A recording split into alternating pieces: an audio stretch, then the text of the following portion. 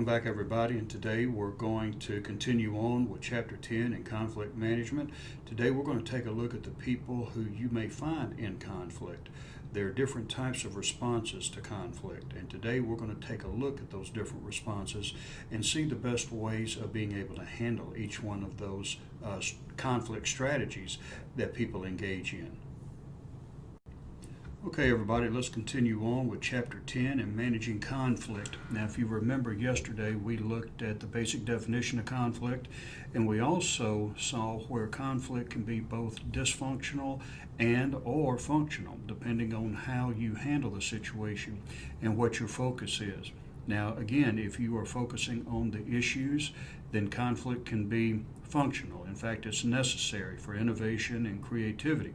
However, when you get past the issues and you start attacking or challenging the person, then you get into dysfunctional conflict, and that's where you see havoc and chaos, and things just don't work out the way that they should because people are then busy fighting. So let's go ahead and take a look at some of the people and types of people who are engaged in conflict.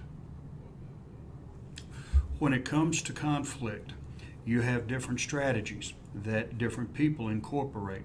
First of all, you see avoidance. Now, avoidance means that I'm not going to argue at all, and we're going to take a look at really each of these in a little bit more depth with another diagram here in the next slide. But avoidance, let's not fight at all. I'll do whatever I can to avoid the argument. Competition, it's a win-lose type situation. I have to win, and I'm going to win at any cost. Compromise, I'll give in, and to some of my or most of my beliefs are my stand. Collaboration is working together. And then accommodation is where you want to make sure that the person that you're in conflict with is not going to be hurt, so you'll give up a lot of your arguments for the sake of another person to save their feelings and so forth. And that's not a good strategy either in a lot of cases. Sometimes it is, sometimes it's not. Now, as I said, these are the different types of styles, and this is where they fit on the spectrum for concern for others and then pursuit of self-interest. Now, you see here accommodating. You're high in your concern, but you're low in self-interest. So you're surrendering your will over to someone else or your point of view or whatever. Over here, we have collaboration, which is usually the best way of obtaining an end result in conflict. That means you have a high concern for others, but you're not going to give ground either. You're going to pursue your self-interest as well. Avoiding is the worst. That means you're just not going to fight at all. You're just going to back away and not get involved in the situation. And then competing, you see it's a high self-interest and then low concern for others. So that's not good either, because this is one of those things where you see everybody as an opportunity to win over or to beat. Some people are that competitive, so that's not good either. And you may get your way for a couple of rounds of issues, but eventually the people are going to avoid you and turn away from you and turn on you. Now, the middle of the road approach is compromise, where each one gives in to the other. Compromise, again, depending on what it is, there are benefits and weaknesses to it. For instance, if the issue is not a major issue for you, then you may compromise. You want to go to Florida for vacation. Your spouse wants to go to the Grand Canyon for vacation. You can compromise by saying, we'll go here this year and we'll go the other place next year, or something like that. You're giving in, but you're also keeping some things as well. There are areas where we won't compromise. We won't compromise the Word of God.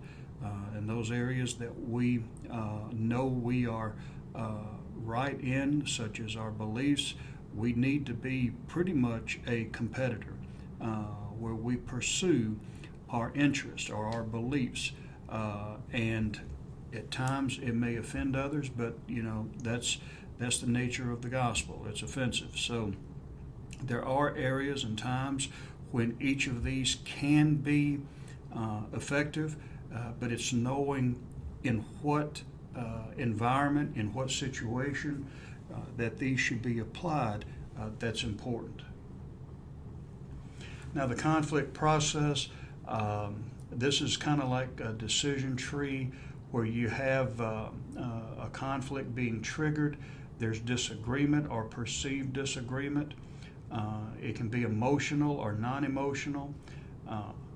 If it's not emotional, then the conflict does not exist or doesn't escalate.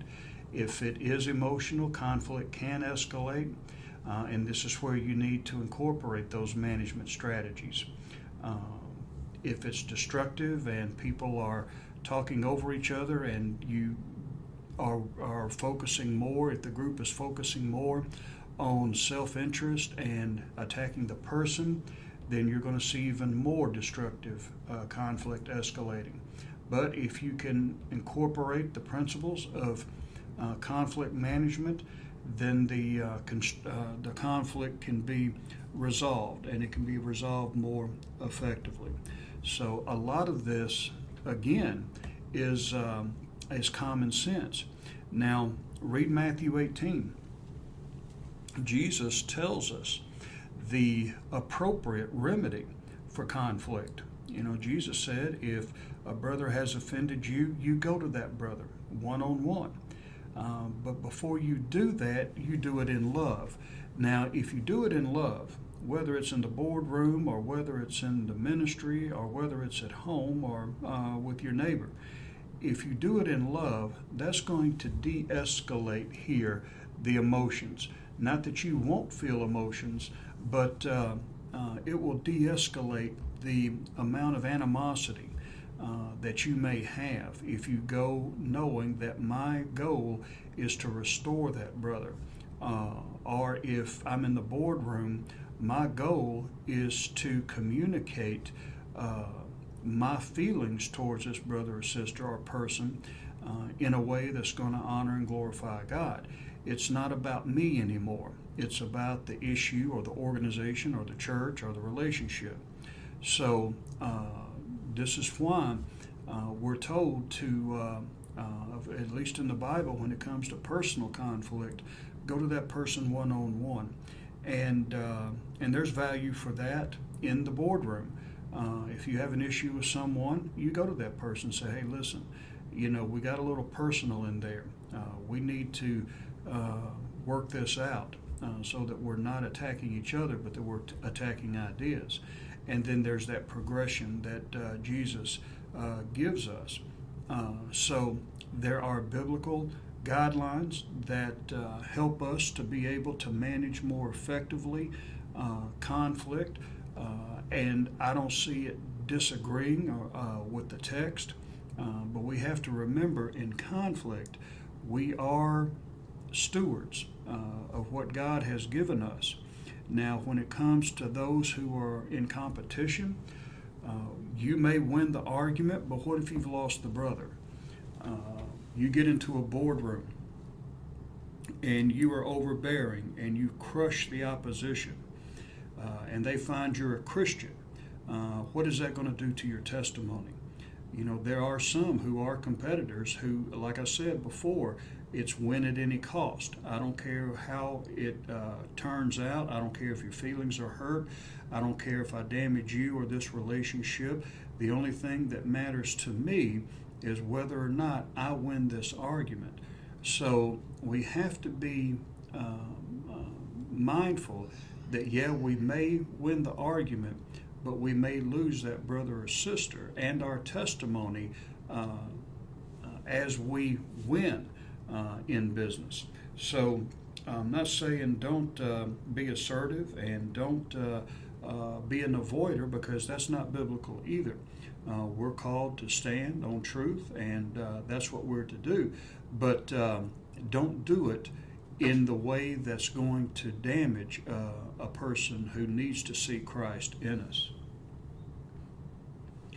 Now, some of the skills when it comes down to conflict resolution behaviors are outlined here in this figure.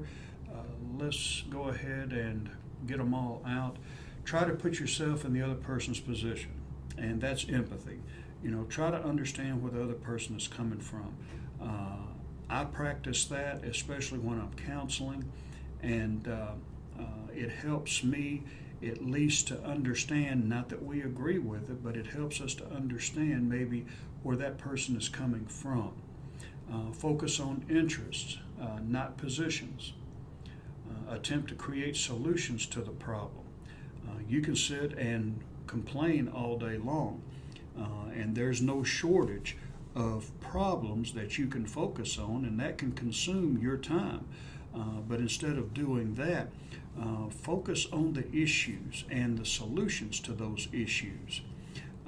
Express emotions honestly. If you're upset, don't mask it. People need to know what you're passionate about. Reach out, make the first move to make amends. And again, that's what we're called to do. You go to that brother if you've been offended, and you seek resolution. And again, I believe in the boardroom just as well as in church and in our relationships.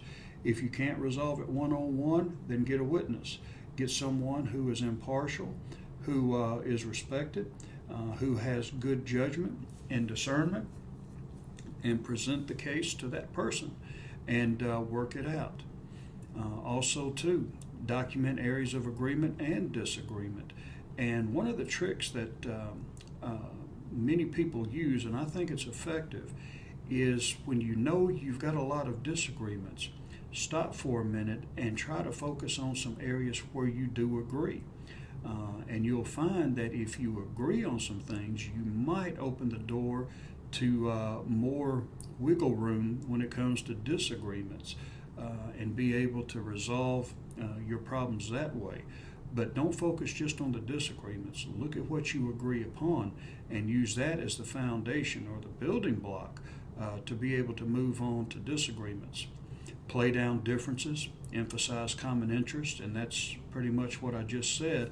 Focus on the areas that you have similarities, where you find out, hey, that person isn't totally against me or totally opposite of me. We do have some common ground that we can focus on.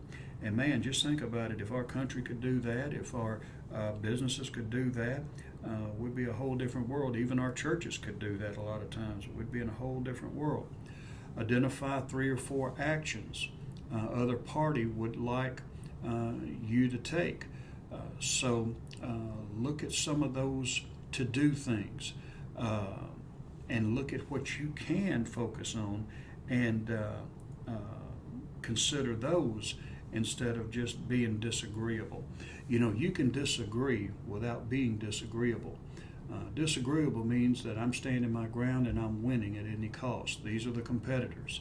But if you disagree and work on those disagreements together, you'd be more effective as a manager and as a member of an organization and church. Now, we also have some other issues. These are some of the worst conflict resolution behaviors. Again, avoiding the conflict. There are people who just will not engage in any kind of discussion or any kind of controversy, and that is very frustrating. I don't see where, especially as Christians, there's a biblical support for it. We're to love, But even Paul said, when you catch a brother in a sin, you go to that brother and you let them know their sin. You do it in love, and you do it to build up, but you're still to go and confront. So avoiding the conflict, of winning at all costs. Again, you may win the battle, or you may win that encounter, but in the long run, you're going to perish. People will see you as that type of person, and you will lose credibility. And oftentimes, what I've seen, and I've seen these types of people before in the military and in the public sector, these individuals don't last long. They burn out, they get no support from other people because they're seen as that lone wolf, that one person who is on his or her own, and that's pretty much it. They're left to themselves. Displaying anger. Now, we can display our emotions and be upset, and we need to be honest about that. John, what you said angers me, or I'm offended by what you've done, and that's an appropriate way of expressing emotions. But blowing up, going off the deep end, I've seen that happen in meetings and in conflict. Displaying anger only escalates because when you show anger, then the other person is going to be triggered to display emotions, and what you do, they may react in a similar fashion. And of course, you don't want that either. Demeaning the other party. Demeaning the other party means that you're putting them down. You're making fun of the suggestions. You're making fun of the people. And I think of all of the things that really upsets me as a leader, as a pastor, it's when I see that, when those who are dominant try to demean the others. And there's really no place in that. And again, it's against what the Bible says. Paul says that we are to edify. That means we are to build up each other, and we're not here to tear them down. And it's a tactic that a lot of people who are competitors will use. If I can't beat you on the argument, if I don't have a solid argument to present or to win over, or logically or rationally, then what I'll do is intimidate you. I will demean you. I'll do whatever I have to do to silence you or to make you submit. And that's what it really is. It's a way of making them submit or to embarrass them so that they won't be vocal or won't defend their position. Retaliating or trying to get revenge.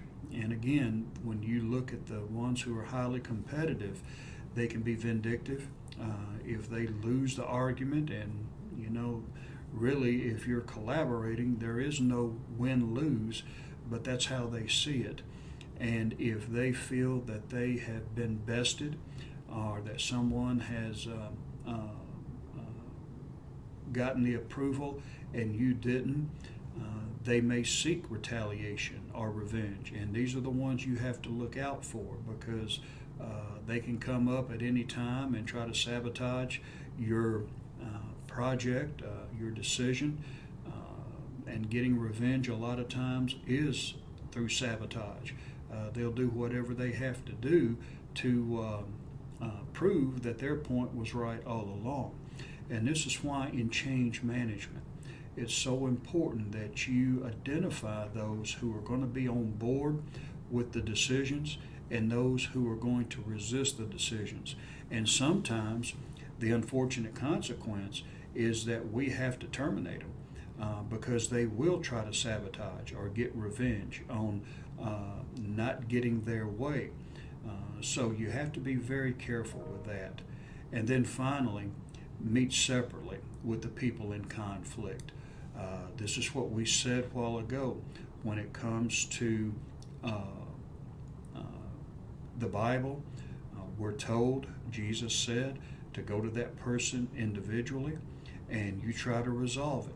This way we can keep it at the lowest point without having it go all over the organization. Oh, there's a fight between so and so, and in church also.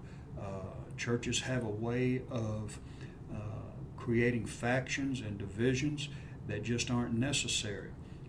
And if you see that in the church and in the organization, it could be very destructive. So you want to avoid that as much as possible. And I believe this is why Jesus said you go to the person first, individually, work it out. If you're not able to, then you go get a witness and see if that will work. If not, then ultimately you take it to the church or you take it to the board or whatever the case may be. But there's a systematic approach that Jesus had told us about or promulgated so that we could resolve conflict without it getting out of hand. Today we saw how different strategies can play into conflict, and we looked at the worst and the best approach. Oftentimes when it comes to conflict, there are circumstances where each one of these can be valuable, but knowing in which circumstance to apply those strategies is crucial if you're going to be able to manage conflict effectively. Well, that's all we have for today. Tomorrow we'll finish up with chapter 10, so until then, you have a good day and we'll see you tomorrow.